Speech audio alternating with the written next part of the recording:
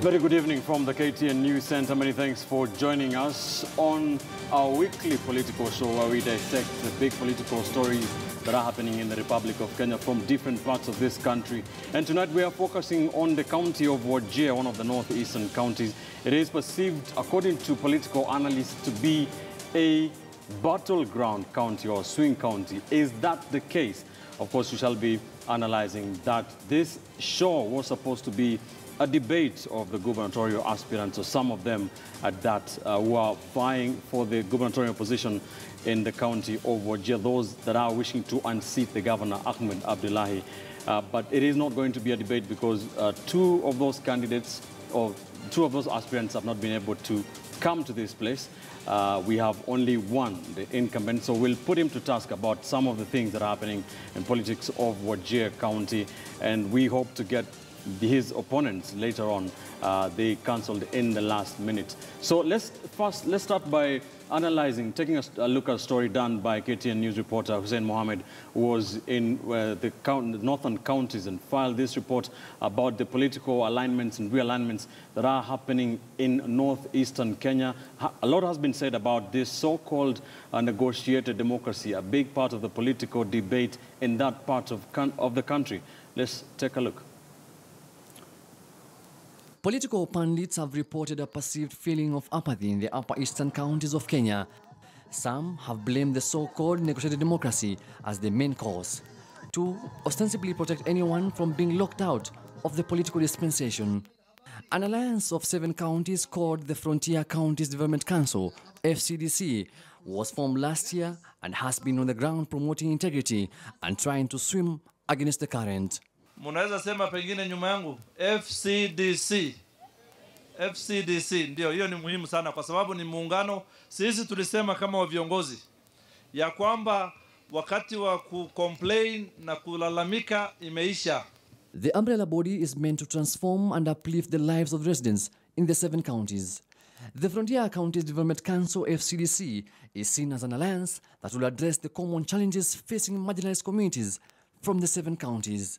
Members include the 7 governors: Governors Nadhif Jama from Garissa, Godana Doyo from Isiolo, Mandela's Ali Ibrahim Roba, Ambassador Hussein Dado from Tana River, Marsabit Governor Ambassador Ukuriatani, and Lamus Isatimami. Together we are going to cross miles and ensure we emancipate our people from yoke of poverty, from yoke of underdevelopment. This is possible and the journey has begun, and I'm sure we're going to realize the results. The common approach for FCDC members has, however, not protected the key players from the political monsoon sweeping across the north, the issue of negotiated democracy. Siasa inakuja, lakini nina hakika nyinyi mumechanuka kisiasa. Munajua uongozi sio chakula ya kusema wewe kula wakati hii na wewe mwingine kula wakati hii. Uongozi ni mambo ambayo inatakiwa kuhakikisha maendeleo yamefikia raia wote. I know now there are threats of now challenging the powers of those elders in all levels, whether Mandera, Marsabit, Isiolo, Wajir. Now there's an emergence of people standing up to challenge this. How it's going to survive, I think, is a matter of time. The elder system is still very strong. Politically speaking, they command quite some influence in the way politics is done. The unfortunate position for Mandera is that the Council of Elders have said whether you have performed, you've not performed, whether you've provided fair leadership or you've not provided, whether you have really represented the interest of the population or not. Everybody is supposed to be rotated after every 5 years. That is the most impoverished view of leadership. After 50 years of marginalization, places like us, like Mandera, should be the last place in the last county maybe to even think about trying to choose their leadership on the basis of shared position. To some, this is a way to end the monopoly of some communities in the counties, while others argue that performance and service delivery should come first. Whether it has served us right, in my view, it has served us very, very well. It has continuously saved the community from a situation of disarray. It has helped them to solidify towards a cause. Particularly, what is really important to those communities is the issue of land and peace. Okay, you've had your chance of 5 years, you move. Let's have another guy to have 5 years. That is encouraging corruption, that is encouraging underdevelopment, that is encouraging laziness in leadership, that is encouraging the issue of nepotism in leadership, because when a leader knows he's not coming back after 5 years, the chances of that leader putting in the extra effort required for that leader to transform lives is never going to come. Yes, it still is a one man and one woman, one vote, right? It's a democratic process where candidates have the right to pick party tickets and run against one another. But the endorsement by the elders, in a sense, gives legitimacy to one's candidature. And it does not preclude the possibility of another person or other people contesting against one, because no seat is unopposed. I'll be surprised if any is. However, political experts agree that the concept of negotiated democracy cannot be wished away, and that as the FCDC members sit together and discuss ways of promoting, integrating and sustaining peace within the region, the elders' views will be on their minds as the elections draw nearer. Hussein Mohammed, KTN News, Marsabit. Hussein Mohammed for us from Marsabit. Thank you, Hussein. That is just taking a look at what has been making a political debate or conversation in northeastern parts of Kenya. And this was supposed to be a debate. It is going to be a one-on-one conversation with the governor of Wajir, Ahmed Abdullahi, putting him to task over what has been happening in his county, especially, and of course, what's happening in terms of the so-called negotiated democracy. Thank you, sir, for joining us on the program Thank you tonight. for having me. All right, this was supposed to be a debate. What do you feel about the fact that you're here alone? I really looked forward to the debate because when one is having a conversation on their own, chances are that accusations or allegations might be made of someone else who's not there. It would have been nice to have the candidates here. But now that I'm here and you have decided this is how it's going to be, I will do my best to stick to the issues. FCDC, what is this basically about? What's the idea behind that? It's a regional economic bloc of sorts, stands for Frontier Counties Development Council, made up of 7 counties. These are counties that were previously known as the Northern Frontier Districts. We share the same challenges and believe that we have same opportunities. In a sense, there are certain peculiarities that are our problem by virtue of the vastness of those counties, ecological factors, demographics, lifestyle. So we thought if we came together as one, we will be able to engage the national government, the donor community, as one, and also probably solve certain problems, that are peculiar to us, clan conflicts, conflicts over pasture and water and things like that, peace building. So this was the idea, and I think it took off well. It's still at its infancy stage, I would say, but thus far we've made quite some progress. Many people say that this is a bid by the elected governors in that part of the country, to try to secure power in the next elections, without facing the so-called negotiated democracy, which is working against some of the sitting governors. What's your take on that? Not at all. Politics is not in the manifesto of FCDC. We do understand that after the end of the contractual term of 4 or 5 years, we will face an election, and whichever governors get elected into office will continue with the agenda of FCDC. It's purely a regional economic bloc, and I don't see how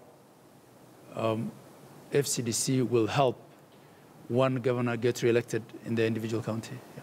The togetherness, that kind of unity that you're trying to bring together? Not really. I mean, it's, you know, everyone will have a battle in their own county. This is just to deal with the issues once we are in office. And the pioneer governors are the ones who are in office today. It's our idea to form this bloc, but we're doing it for posterity. All right. Let's talk about that. The elders in Northeastern have been very vocal. The so-called negotiated democracy, we have reported a lot on it. What's your take on it? What is its place in the Kenyan democracy today? Right. I think it's got to be viewed in the wider context of our lifestyle, really, in a sense, and our, you know, patriarchal system, where the clan and the sub-clan still, in many ways, hold sway. Risks and rewards are shared along those clan and sub-clans, and sometimes sub-clans. Why do I say this? Because we are pastoralists, and at times people conflict over all sorts of things, at times over nothing. And when, you know, we're in that kind of ugly situation and deaths occur, it is the clan that compensates the other clan, the victim's clan. Right. So in a sense, I think that it's some sort of a social insurance. How does it get into the politics? Because usually in places like that where the rule of law is still pretty weak, really, in the peripheries, the clan is a form of insurance. So we have, on the one hand, a democratic system with universal suffrage where it's one person, one vote. But we also have a bit of a flocking together of sorts where the clan would sit and say, we have endorsed so-and-so, already endorsed so-and-so, and we believe so-and-so can lead, so-and-so cannot lead. So I think at the end of the day, the end result is a mix of everything. It's a mix of you know, the legitimate clan endorsement and, you know, combined with ability to build clan alliances, but also a bit of the individual character, the ability to convince people, because there will still be that percentage of voters who are discerning, who will vote in or out, make their own choice. You know, someone on the basis of what they think of them, on the basis of their track record. So again, there is no perfect way of really doing the endorsement, because whichever way it's done, there will always be some noises, you know, some dissenting voices, some splinter group. And at times, the splinter group could be as strong as the mainstream endorsed group or candidate. So I think... do you support negotiated democracy as an individual? See, if the style of democracy that we've picked, really, in this country is, you know, a replica of what there is in the West. Whether that is perfect or not after Donald Trump, there are questions to that as well. But it envisages that the individual voter will make a decision as to who will lead them or who they're going to elect into office. I think in many parts of this country, and that's not only to say Northeastern, as Kenyans, that will probably come in quite many years to come, really, because you can very easily predict, even in the presidential race, who is going to carry the day in Nyanza, for instance, or who is going to carry the day in central Kenya. It's pretty much the same, you know, on a smaller scale, really, within the counties, where a lot of communities will vote one of their own at clan or sub-clan level. But again, there will always be that group of people in there, independent-minded, or clans who will be making alliances one way or the other. But I believe we're also seeing a bit of the individual appraisal coming into being, because in my journey, since this whole thing of endorsements started, I have received endorsements from communities that are not necessarily my own. But Mr. Governor, you have to agree that it's a bit different. I mean, the other parts of the country, as much as there is a tribal kind of way of voting, that is in the election. This is in the nomination stage where the elders point and say, this person tosha, so to speak, and majority, a good chunk of the voters go with that. That's a bit different. And you still haven't told me whether you support it or not. The elders' endorsements. I think we have in the past seen it's called enduring cheke in the case of the Meru, making a decision saying they support so-and-so. We have seen the Luo Council of Elders sitting to say they back so-and-so's candidature. So in a sense, the clan endorsement is that, but taken a bit, maybe in certain cases, a bit too far. Like in the Mandela case where they decided everyone who's held office this term from the Gari community is out, without looking at who did well and who didn't do so well. So I believe, of course, you know, it's something that you must do out of necessity if you are in elective politics in this part of the country. It would have been nice if everyone is sophisticated enough to make their own independent decisions, to, you know, listen to candidates, sell their manifestos, and make choices on that basis. But it is the reality of life.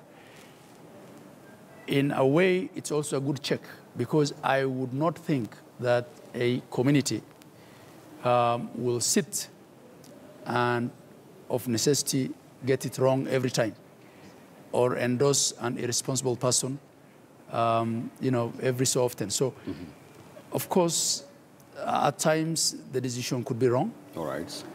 But in many cases, again, the decisions could be right. All right. So and the fact that someone has been endorsed does not necessarily mean that it has, you know, exclusivity, or it has precluded the possibility of there being an opponent against that person.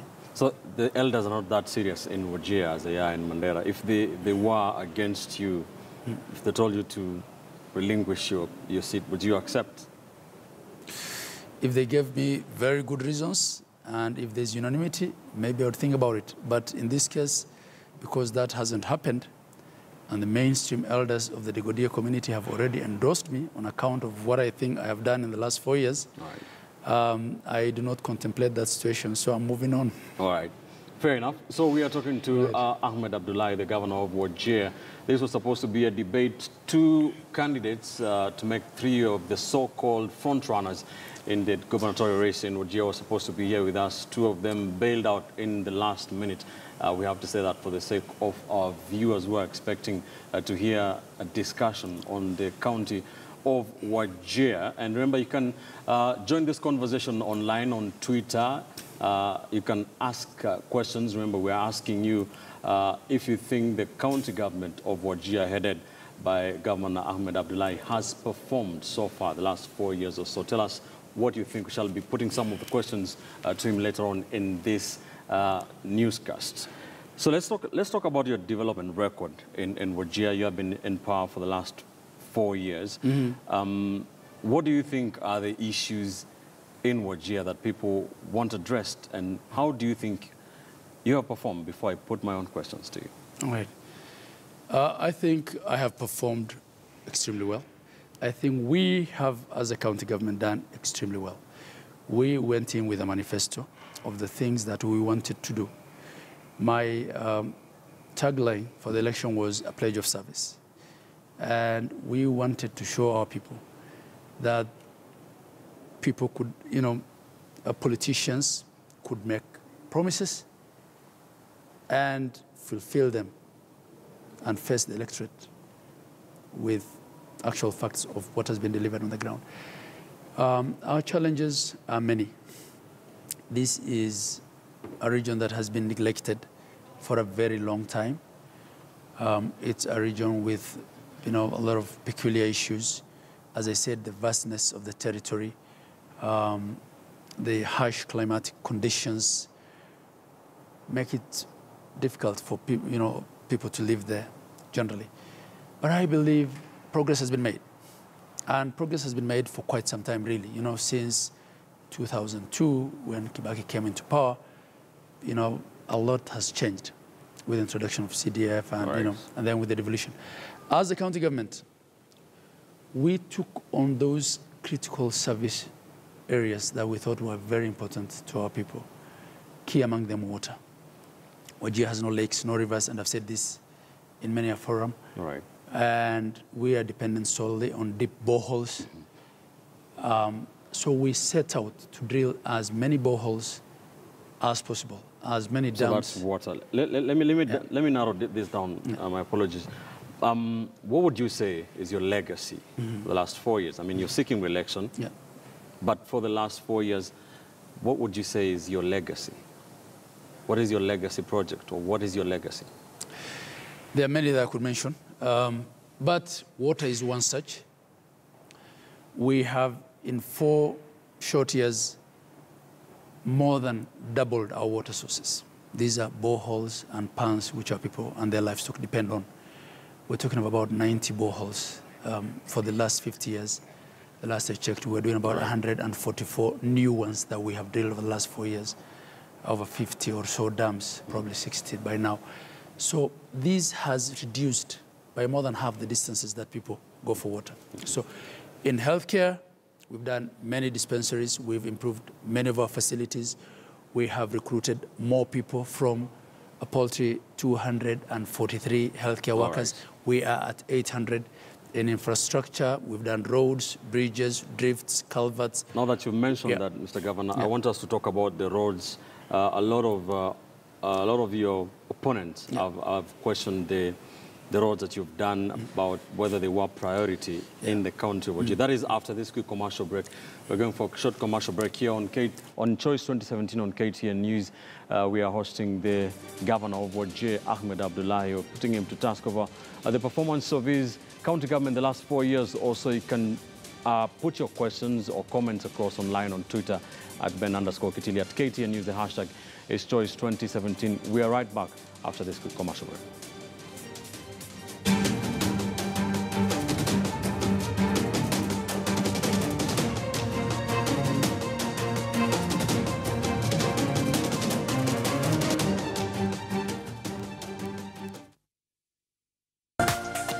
This is KTN News.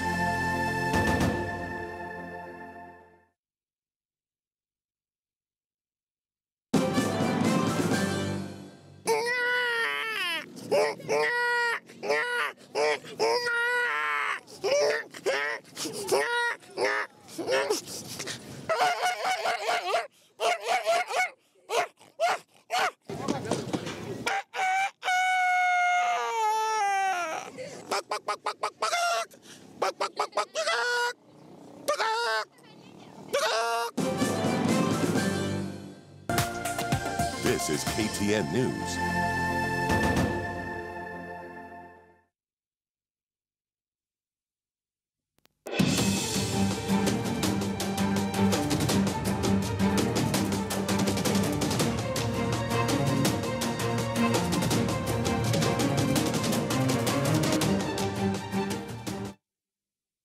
Welcome back. You're watching Choice 2017 here on KTN News. We are speaking about the politics of Wajir County. We're asking you about the development record of the county government of Wajir, headed by Governor Ahmed Abdullahi. Before we get into that, let's take a look. Let's give you an overview of how Wajir County looks like in terms of the political leaders according to the 2013 general election. That is in this week's edition of Vote Basket. Let's take a look at how many in terms of the population in the county of Wajir, according to the 2009 national census.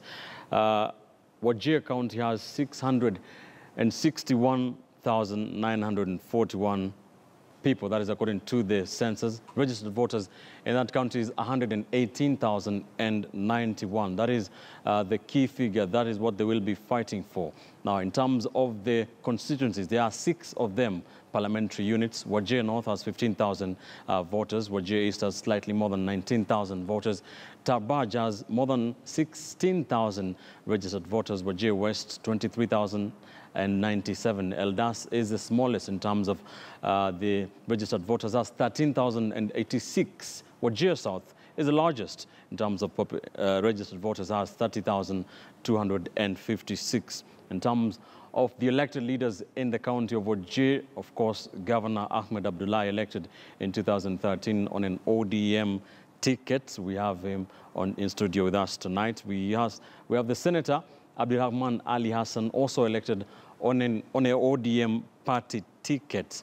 In terms of the elected leaders in the National Assembly, the county woman representative is Fatuma Ibrahim Ali, also elected on an ODM ticket. In terms of the parliamentary representatives for the county of Wajir, Wajir North MP is Ibrahim Abdi Sane. Wajir East is represented by Abbas Sheikh Mohammed of URP.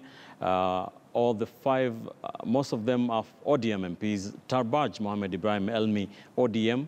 Wajir West MP is Abdikadir Ore, also an ODM member of parliament. Eldas MP is Adan Kenan, also elected on an ODM ticket, as is the Wajir South MP Abdullahi Dirie. In terms of the presidential voting patterns in 2013 in Wajir, Uhuru Kenyatta received 49,712 votes. That is 50% of that vote, and Raila Odinga got 38,927. That is 39% of the vote cast. That is how Wajir County looks like. That is the vote baskets. Political pundits have said that Wajir County is a swing county or a battleground county, one of those that 2 sides of the political divide will be fighting for. Before we get back into the development record, do you think Wajir is a battleground county? If you're talking of the presidential vote, I guess yes. Although I would want to make a correction, I think based on the facts that I have, the figures were interchanged. You know, the 39% was for Uhuru Kenyatta, and the 50% was for Raila Odinga. For Raila. Thanks a lot. And the votes that we are battling for will not be the 118. All right. Because after the registration, we're looking at about 160,000 thereabout. Which is our figures before they were updated by IBC. Yeah, because that was, I think 118 was the closure of the election register prior to the 2013 elections. Now we're talking of about 160 thereabout, which is a significant growth in the registered voters. All right. Let's talk about, let's go back to your county government. We have 10 minutes or so. A lot of questions have been asked about the sewerage system in the county of Wajir. Any person who has been to Wajir knows that that has been a perennial problem. You haven't addressed that as a county government, have you? You know, when people are opposed to you, it doesn't really matter what you do. The issue of the tarmac, I think, which is what you alluded to, it's not the only thing we've done. We have done work across all 10 departments, and we have something to show. And in fact, the areas where we've made the most significant progress is in the area of healthcare and water. But specifically on the issue of the sewer and the water for Wajir town, because what people forget is that Wajir town is the headquarters of Wajir County, but there are as many as 400 settlements in the entire county, and they all have a stake, and they all have problems that have to be dealt with. At the time that we took office, there was a project that was designed by the national government to do a sewer for Wajir town. It was not well thought out. It was a disaster, for lack of a better description, because the concrete piping that should have been the main were the ones that were actually the ones that should have been to the households were made the main. And a lot of money was sunk into it, talking of about 1.8 billion to something by some estimates. And there was nothing achieved because a lot of those just broke down even before the project was commissioned. So you trashed all that and started afresh? So then there was the water project. I think there was an appreciation that before you could actually do this sewer project, you must have sufficient water to push that sludge and that, sewage, really. The town is on a high water table. It was an oasis. It's dependent on shallow wells. That's the town, not Wajir County, because in the rest of the counties we do deep boreholes to the depth of 300, 350 meters. And over time, because this was not controlled, as people got, because those wells were initially shared wells, but as people got more affluent, everyone did a well in their own premises. All right. And we ended up with that 19,000 wells. The rate of discharge of water from those wells became higher than the rate of recharge because this was a recharging. So what does this mean then? So let me get to the bottom of this. Yes. So, because this is one of the accusations that my opponents make, because they have nothing else to say about me. There was a project that was funded by the Dutch government for 3 billion shillings to move water from Habaswein to Wajir town, because Habaswein is sitting on a much richer aquifer. The idea was to do a number of boreholes, collect the water, and pipe by gravity to Wajir town. And then that will provide water for household and domestic commercial.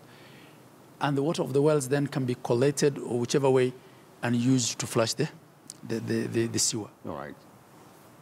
This project did not take off because of our local politics.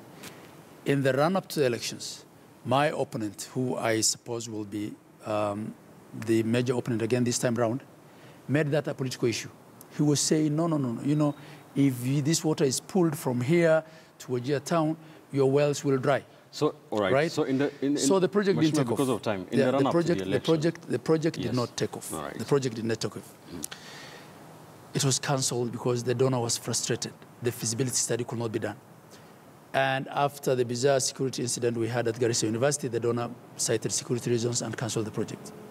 Do you have plans as a county government? We wrote proposals to other donors. We had a donors conference, and we got further funding of 7 billion shillings approved by the World Bank to deal specifically with the issue of water for Wajir town and the sewer. It's been approved when Mokhtar Diop, the Vice President for Africa, was here. He met us, he approved. The country director came to the ground, he approved. These are not monies that you can get from your equitable share, because your equitable share, which is the money that you have, has to do all these other things. It's got to pay salaries, it's got to do all these other things. So, all right, final question. Yeah. Do you think you're going to go back? Are you going to be re-elected, or is this issue of the sewer going to the issue of the sewer is a non-issue. The town has been there for the last 50 years. Yes, there was money that was allocated, but could not be used because the same people who were trying to take me out are the ones who frustrated the donor. But I have done my bit and sourced other monies, more than the one that was cancelled. And this project, in fact, in my view, is likely to go to advert even before the elections. It is a non-issue. Thank you. The other work that we have done on the ground, I believe, will reassure our election. If there is one governor will be following in this country who will be elected on account of what they've done on the ground, I believe it's me. Let's wait, God willing, see what happens August 8th. Thank you very much.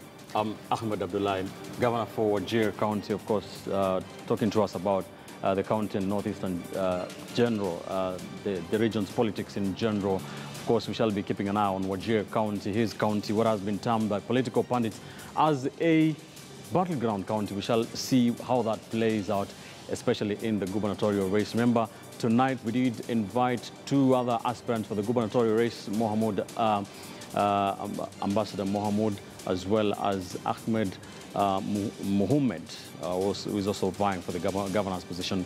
They cancelled in the last minute. This was supposed to be a debate of the county of Wajir. But that's where we leave it for this edition of Choice 2017 tonight. Many thanks for joining us. Be sure to join us every Monday night from 8 p.m. to 9 p.m. as we discuss the big issues in the run-up to the general election. I'm Ben Kitili. Bye for now. Up next is Monday Night News with Yvonne Okwara Matwale. Don't go too far.